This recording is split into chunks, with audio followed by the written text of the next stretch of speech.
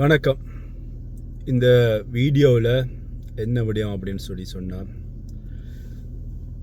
வெளிநாடு ஒன்றிலிருந்து இலங்கை சென்ற யாழ்ப்பாணம் சென்ற பெற்றோர் ஒருவர் பிள்ளைகளால் கைவிடப்பட்ட நிலையில் சாப்பிட வழி இல்லாமல் இருப்பதாக செய்திகள் வந்திருக்கிறது. இந்த விஷயம் சம்பந்தமாக தான் இந்த வீடியோவில் முற்று முழுதாக பார்க்க போகிறோம். இது எங்கே, என்ன விஷயம், யார், எவ்வளவு பிள்ளைகள், ஏன் இவருக்கான சாப்பாடுகள் கொடுக்கல, இப்படின்ற எல்லா விடயத்தையும் இந்த வீடியோவில் திட்ட தெளிவாக பார்க்கலாம்.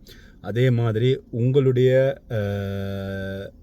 பகுதிகளில் அல்லது உங்களுடைய மனசில் இவ்வாறான சம்பவங்கள் பகிரணும் அப்படின்னு சொல்லி நீங்கள் ஆசைப்பட்டீங்கன்னு சொன்னால் நீங்கள் என்னோடு பகிர்ந்து கொள்ளலாம். 0033 7 51 25 10 என்கின்ற என்னுடைய வாட்ஸ்அப் இலக்கத்துக்கு நீங்கள் குரல் பதிவாக நீங்கள் பகிர்ந்தீங்கன்னு சொன்னால் நான் அதை கேட்டுவிட்டு உங்களோட தொடர்பு கொண்டு இது சம்பந்தமாக மேலதிக விடயங்களை நான் உங்களோட அது சம்பந்தமாக பேச முடியும். பெற்றோரை வயதான காலத்தில் நீங்கள் பார்க்கவில்லை அப்படின்னு சொன்னால் உங்களோட பிள்ளைகள் வயதான காலத்தில் உங்களை பார்க்காது அப்படின்றது யதார்த்தமான உண்மை. இதை நீங்கள் ஏற்றுக்கொண்டாலும் சரி, ஏற்றுக்கொள்ளாவிட்டாலும் சரி, இதுதான் நிஜம். அதனால் இன்று நீங்கள் உங்களோட பெற்றோருக்கு நீங்கள் என்ன செய்கிறீங்களோ அதைத்தான் நாளை உங்களுக்கு உங்களோட பிள்ளை செய்யும் அப்படின்றது நிறைய பேருக்கு தெரியும், நிறைய இடங்களில் நடந்து கொண்டு இருக்கிறது. அதனால் இந்த வீடியோவில் நான் சொல்கின்ற விஷயம் மாதிரி தயவு செஞ்சு யாருமே செய்யாதீங்க. உங்களோட தேவைகளுக்காக உங்களோட பெற்றோரை பயன்படுத்தி விட்டு தூக்கி எறிந்து விட்டு அதுக்கப்புறமாக இறுதி காலத்தில் சாப்பாடு கூட போடலை அப்படின்னு சொன்னால் இதை எங்கே போய் முறையிடுறது, இதை என்ன செய்கிறது அப்படின்னு சொல்லி எனக்கு தெரியலை. என்னுடைய யாழ்ப்பாணம் திருநெல்வேலி பகுதியில் இடம்பெற்ற சம்பவம் ஒன்று தொடர்பாக தான் இந்த வீடியோவில் முற்றுமுழுதாக பார்க்க போகிறோம். குறிப்பிட்ட அந்த தந்தை புலம்பெயர் நாடு ஒன்றில் இருந்திருக்கிறாரு. நான் நாட்டின் பேர் எல்லாமே சொல்ல விரும்புகிறேன், நான் கதை சொல்கிறேன், நீங்கள் எங்கே நடந்திருக்கும், என்ன நாடுன்றதை கண்டுபிடிங்க. புலம்பெயர் நாட்டில் இருந்திருக்கிறாரு. புலம்பெயர் நாட்டில் இருந்து அங்கே பென்ஷன் எல்லாம் எடுத்துக்கொண்டு தாயகத்துக்கு போயிருக்கிறாரு. புலம்பெயர் நாடு ஒன்றில் பென்ஷன் அப்படின்ற பொழுது அங்கே பார்த்தீங்கன்னா முழுத்தும், அதாவது வலிச்சு துடைச்சி எல்லாமே அப்படியே கொடுப்பாங்க, பெரிய அமௌண்ட்டில் கொடுப்பாங்க. இந்த நாடுன்னு உங்களுக்கு ஓரளவு தெரிஞ்சிருக்கு. இந்த குறிப்பிட்ட இந்த வயதானவர் அந்த நாட்டில் நீண்ட நாட்களாக வாழ்ந்திருக்கிறாரு. இலங்கையில் கஷ்டப்பட்ட பெண்ணை தான் திருமணம் முடித்தார். திருமணம் முடித்தா 6 மாதத்தில் அந்த நாட்டுக்கு உடனடியாக வந்துடலாம். கண்டுபிடிங்க இந்த நாடுன்னு சொல்லி கமெண்ட் பண்ணுங்கள். அந்த நாட்டுக்கு அதுக்கப்புறமாக அவருக்கு 4 பெண் பிள்ளைகளும் ஒரு ஆண் பிள்ளை, 5 பிள்ளைகள். அவருடைய வாழ்க்கை சுமூகமாக போய்கொண்டிருக்கின்ற ஒரு கட்டத்தில் அவருடைய துணைவியார் இவரை விட்டுட்டு போகிறாங்க. அதுக்கான காரணங்கள் தெரியலை, என்ன காரணத்துக்காக துணைவியார் விட்டுட்டு போனாங்க அப்படின்னு சொல்லி. துணைவியார் விட்டுட்டு போனதுக்கு அப்புறமாக இவர் தன்னுடைய பிள்ளைகளை பார்க்குறதுல இருந்து தன்னுடைய வேலைகளை போகிறது வர்றது இப்படியே இருந்திருக்கிறார். இவருடைய காலங்கள் நகர்ந்து கொண்டு போகிறது. பெண் பிள்ளைகள், அவற்றை ஆண் பிள்ளை எல்லாருக்குமே திருமணம் செய்து கொடுத்து வச்சிட்டார். திருமணம் செய்து வைச்சது மட்டும் இல்லாமல் அவருக்குள் வாழ்ந்த நாட்டில் இருந்த சொத்துக்கள் எல்லாத்தையும் தன்னுடைய பெண் பிள்ளைகள் எல்லாருக்குமே பிரித்து கொடுத்து எந்தவித குறையும் இல்லாமல் தனக்கு இறுதி காலத்தில் எதுவுமே தேவையில்லை அப்படின்னு சொல்லி, அதுக்கப்புறமா திருநெல்வேலி பகுதியில் தனக்கென்று சொல்லி ஒரு வீடு, சொந்தமாக வீடும் கட்டி அங்கே வாழ்ந்து வந்திருக்கின்ற பொழுது அந்த திருநெல்வேலியில் இருக்கின்ற வீடும் அவருடைய தன்னுடைய உயிரோடு இருக்கிற காலத்திலே அந்த பிள்ளைகளுக்கு எழுதி வைத்து விட்டார். இப்போ என்ன பிரச்சனை அப்படின்னு சொல்லி சொன்னால், குறிப்பிட்ட தந்தை இங்கே வெளிநாட்டில் கிடைச்ச காசு எல்லாத்தையும் தன்னுடைய பிள்ளைகளுக்கு பிரித்து கொடுத்துட்டு ஊரில் இருக்கிற வீடு எல்லாத்தையும் தன்னுடைய பிள்ளைகளுக்கு என்று சொல்லி, அங்கே இருக்கிற சொத்துக்கள் எல்லாத்தையும் பிள்ளைகளுக்கு என்று சொல்லி எல்லாம் எழுதி கொடுத்து விட்டு வேறு இந்த புலம்பெயர் நாட்டில் இருக்காமல் தாயத்தில் போய் திருநெல்வேலியில் வசித்து வருகின்ற பொழுது இப்போ அவருக்கு சாப்பிட்றது கொடுத்து காசு இல்லை அப்படின்றதான் இங்கே வேதனையான விஷயமாக இருக்குது. ஒவ்வொரு பிள்ளைகள் ஒவ்வொரு இடத்துல திருமணம் முடித்து கொடுத்துருக்கிறாரு. குறிப்பிட்ட அவர் வாழ்ந்த நாட்டில் 3 பிள்ளைகளுக்கு, அந்த நாட்டை அண்டிய நாடுகளில் மற்ற பிள்ளைகளுக்கு எல்லாமே திருமணம் முடித்து கொடுக்கப்பட்டிருக்கிறது. திருமணம் முடித்து கொடுத்து அவர்கள் சந்தோஷமான வாழ்க்கையை வாழ்கிறார்கள்.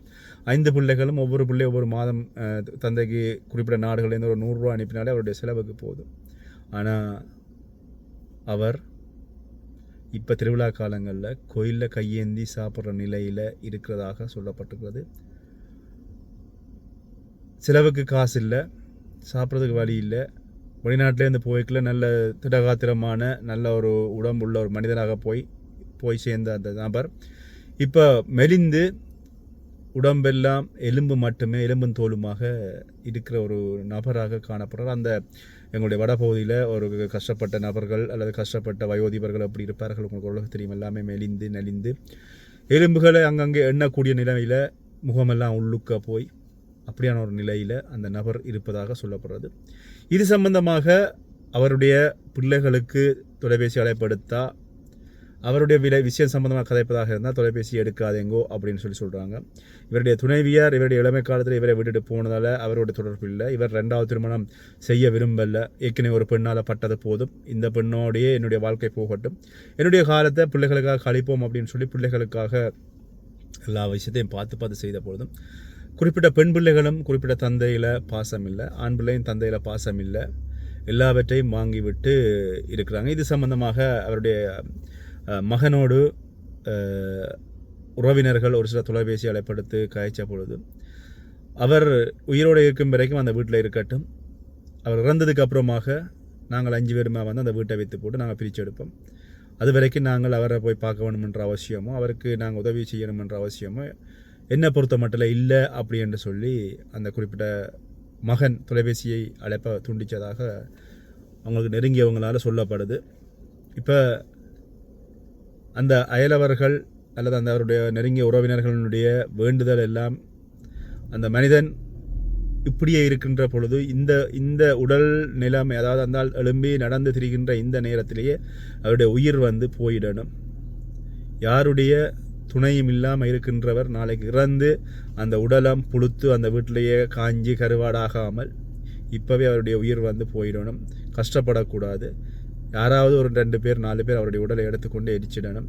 அவரிடம் இது சம்பந்தமாக வினாவுகின்ற பொழுது நான் இப்பொழுது யாருமற்ற அனாதியாக இருக்கிறேன் அப்படின்னு சொல்லி கண்ணீர் மல்க சொல்வது மட்டும் இல்லாமல் எங்கே அவருடைய வீட்டுக்கு அருகையில் எந்த கோயில்களில் திருவிழாக்கள் அல்லது எங்கே பொங்கல்கள் படையல்கள் நடக்கின்ற பொழுது அங்கே போய் கையேந்தி கொண்டு கோயிலில் அன்னதானமோ அல்லது பொங்கலோ வாங்கி சாப்பிட்றது, அவர் வீட்டில் சமைச்சு சாப்பிட்றதுக்கு கூட அவருக்கு போதிய அளவு பணம் இல்லை. எங்கேயாவது ஒரு சில நாட்களில் யாராவது உதவியாக அல்லது யாராவது சாப்பாடு ஏதாவது கொடுத்தா அதை வந்து 2-3 நாட்களுக்கு வச்சு அதே சாப்பாட்டை சாப்பிட்றது, இப்படி சொல்லப்படுறது. குறிப்பிட்ட நபர் வெளிநாட்டிலேருந்து வந்தவர் அப்படின்னு சொல்லி அங்கே இருக்கின்ற மக்கள் எல்லாருமே வெளியில் பேசினாலும் இந்த சம்பவம் அல்லது இப்படி வந்து அந்த பிள்ளைகளில் மனைவி எல்லாருமே அந்த மனிதனை அவருடைய இளமை காலத்தினுடைய உழைப்பை உறிஞ்சி விட்டு வயதிப காலத்தில் கொண்டு வந்து அனாதியாக விட்டார்கள் அப்படின்னு சொல்லி சொல்லப்படுகின்ற விஷயம் மிக மனதை உறுத்துகின்ற ஒரு விஷயமா இருக்கிறது. இது இன்றைக்கு அந்த அவருக்கு நடந்தது நாளைக்கு எங்களுக்கு நடக்கலாம், நடக்காமலும் போகலாம். யாருக்கும் எதுவும் நிரந்தரம் இல்லை. இருக்கிற வரைக்கும் சந்தோஷமாக இருங்க. குறிப்பிட்ட அந்த உறவினர்கள் சொல்கின்ற விஷயம் ஒன்று தான். இந்த குறிப்பிட்ட தந்தை அல்லது இந்த வயதானவர் செய்த தவறு என்னன்னு சொன்னால், தான் உயிரோடு இருக்கல வந்து எல்லாவற்றையும் பிள்ளைகளுக்கு கொடுத்து விட்டு பிள்ளைகளை நம்பினது தான் அவர் விட்ட தவறு அப்படின்னு சொல்லி சொல்கிறாங்க. தன்னுடைய பிடியில் எதுவும் இல்லை, எல்லாத்தையும் பிள்ளைகளை கொடுத்து விட்டு இன்றைக்கு வந்து அவர் தனக்கு சாப்பிட வழி இல்லாமல் கஷ்டப்பட்டு கொண்டிருக்கின்ற பொழுது தன்னோட கையில் பணமோ அல்லது வந்து ஒரு பிடி வச்சிருந்திருந்தால் ஏதாவது ஒரு வீட்டையோ ஏதாவது வச்சுருந்தா இவரை பார்க்குறதுக்காண்டியாச்சும் அந்த பிள்ளைகளோ யாராவது ஏதாவது பண கொடுக்கல் வாங்கல் செய்வார்கள். அதனால் இப்போ யாருமே எதுவுமே கொடுக்காமல் ஒரு அனாதையாக வயதிப காலத்தில் என்ன செய்கிறன்னு தெரியாமல் இருக்கிறார் அப்படின்றது கவலைக்குரிய ஒரு விஷயமாக இருக்கிறது அப்படின்னு சொல்லியிருந்தாங்க.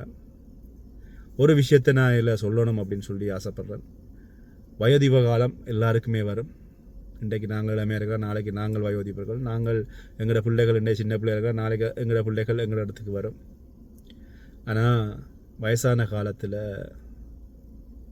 பார்க்கல உங்களுடைய பெற்றோரை அப்படின்னு சொன்னால் அதை மாதிரி கஷ்டம் வேறு ஒன்றும் இல்லை. ஆனால் இலங்கையில் கொண்டு வரப்பட்டிருக்கின்ற அதாவது கொண்டு வர போகின்ற ஒரு சட்டம் பற்றி நான் அண்மையில் கேள்விப்பட்டிருந்தேன்.